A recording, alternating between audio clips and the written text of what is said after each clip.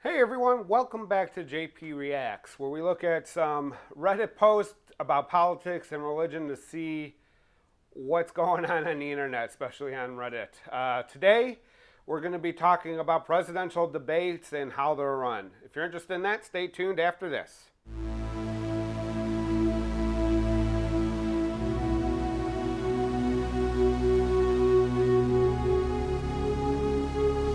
All right, so let's jump in. Basically, this is a Reddit post from r/PoliticalDiscussion. So let's take a look at the title of this. How should presidential debates be run in the future? So that's an interesting question. How debates are run right now, not in the greatest way, personally, my personal opinion. There's too much give and take back and forth. There should be a set way that debates are run, and it should be the same format for all of them. The topics can be different depending what the cause of the day, but the actual format should definitely be standardized.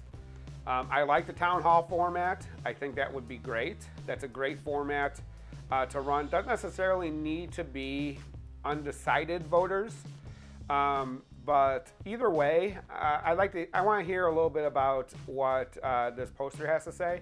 But I think at least one of them, there should always be at least three, if not more. I would prefer 4 or 5, but at least 3. And at least one, or depending on how many. If there's 3, then at least one of them a town hall style. If there's 5, then at least 2 of them a town hall style, so actual voters can ask questions. But let's look and see what this poster posted about. All right, he says, in terms of questions, who moderates, etc., I believe it's agreed that they should be non-loaded questions from a non-biased moderator. Sadly, that's impossible to find someone who's absolutely no bias in their feelings to make it perfect, but how should it be determined who's closest to being nonpartisan and which questions aren't loaded? This question comes from the Republican National Committee, announced it will be withdrawing from the CPD, which has run presidential elections debates in the past. And there's an article from The Hill.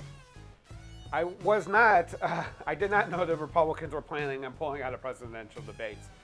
I wonder what they're scared of, but I think, personally, you're never going to find a non-biased moderator.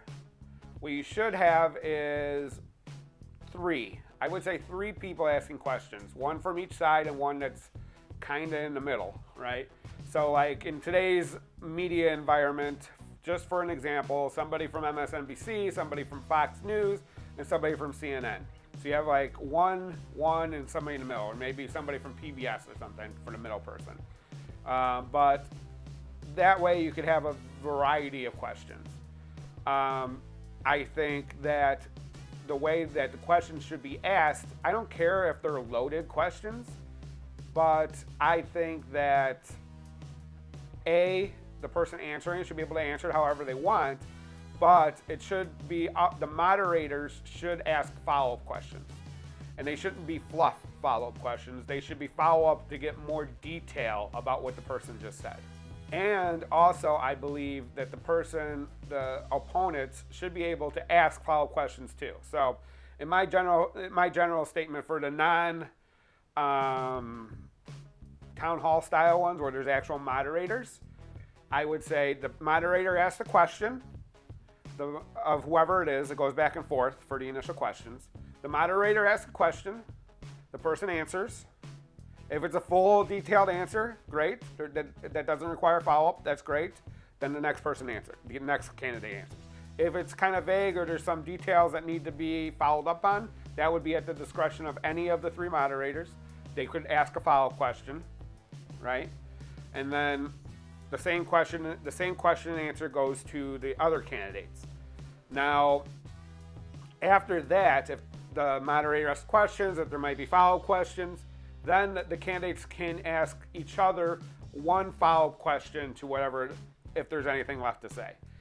They don't have to, but it is available to them. And then the other person gets a chance to answer. I think that would be a good format based on it. I don't think there needs to be a studio audience. I know it helps for the drama of the whole thing. It makes good TV. But a lot of times they're just cheering and clapping, and it lessens the amount of time for question and answers. And these debates are usually not very long to begin with. So I think that would be a good way to run it, is instead of trying to find a non-biased person, which is impossible, everybody has some sort of bias. If for the ones that are moderated, have 3, 1 from each side and somebody in the middle, and then make sure that we're actually getting to the heart of whatever the questions are. Each debate should be focused on one topic. I think they kind of already do that as it is. And then at least one should be town hall style. That one obviously would have a crowd or an audience. I guess wouldn't be the crowd, it would be an audience. But I think that would be a good way to get more out of the debate, so it's not just sound bites. Because basically right now it feels like you can get the information from that you're getting out of the debate from their videos, their stump speeches, or whatever that's going on out there into the world right now.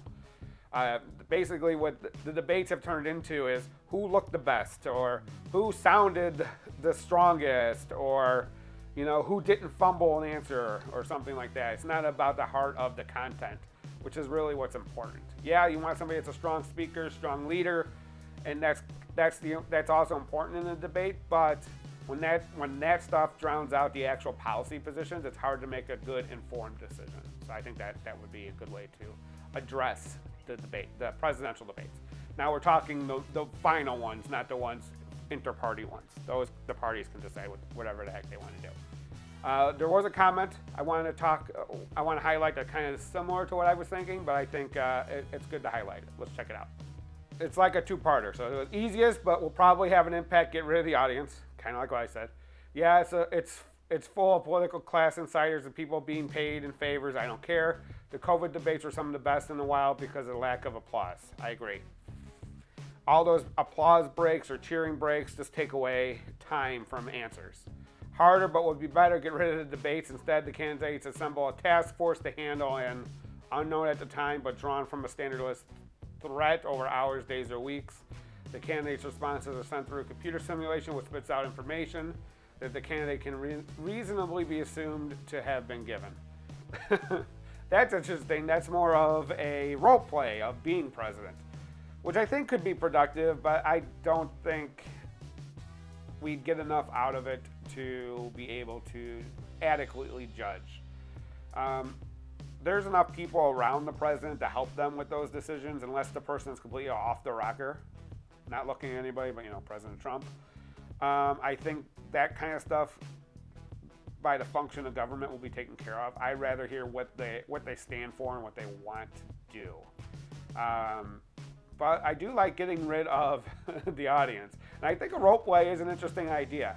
But I don't think we'd get out of it what this commenter is saying. But I might be wrong. That's the benefit of these types of open-ended questions. So, what do you think of the debates? Do you think they should be a different format? How do we get the questions asked and answered in a way that gives good information to make informed decisions? Do you think we should have debates at all? And what's with the Republicans pulling out of these debates altogether? That seems weird. I'm really unsure what they're so scared of about these debates. So, if you like this content, please like this video. Subscribe if you haven't subscribed already. But until I see you next time, have a great night. Bye.